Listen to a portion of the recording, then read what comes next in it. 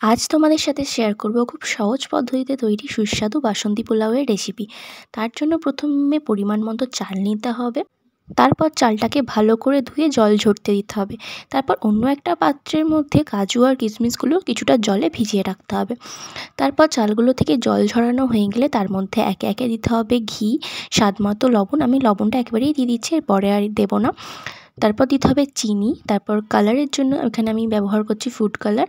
দিয়ে ভালো করে চালটাকে মেখে নিতে হবে। মেখে নেওয়ার পর এটাকে পাখার তলায় 10 মিনিট মতন রেখে দিতে হবে। তারপর একটা হাঁড়িতে ঘি গরম করে তার মধ্যে 2 থেকে 3টে তেজপাতা, গোটা গরম মশলা দিয়ে একটু ভেজে তার মধ্যে ভিজিয়ে রাখা কাজু কিশমিশগুলো দিয়ে একটু ভালো করে ভেজে নিতে হবে। কাজু কিশমিশগুলো একটু ভাজা ভাজা হয়ে গেলে তার মধ্যে দিতে হবে চালটা।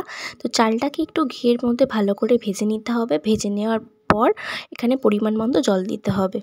তো আমি যেই বাটিটার মাপে চাল নিয়েছিলাম তার ডবল জল দিতে হবে, অর্থাৎ আমি এখানে 3 বাটি চাল নিয়েছিলাম, তো এই বাটিটার 6 বাটি আমি এখানে জল দেব। বাসন্তী পোলাও বানানোর ক্ষেত্রে কিন্তু আমাদের জলের পরিমাণটা সবসময় ঠিকঠাক রাখতে হয়। তো জল দিয়ে এবার আমি চাপা দিয়ে দেবো এটাকে। তো চাপা দেওয়ার 10 মিনিট পর ঢাকনা খুলে আমি এর মধ্যে দিয়ে দেবো 2টো কাঁচা লঙ্কা। কাঁচা লঙ্কাটা দেওয়ার পরেও আমি কিছুক্ষণ ঢাকা দিয়ে রাখবো এটাকে, যতক্ষণ না পুরো জলটা মরে যাচ্ছে।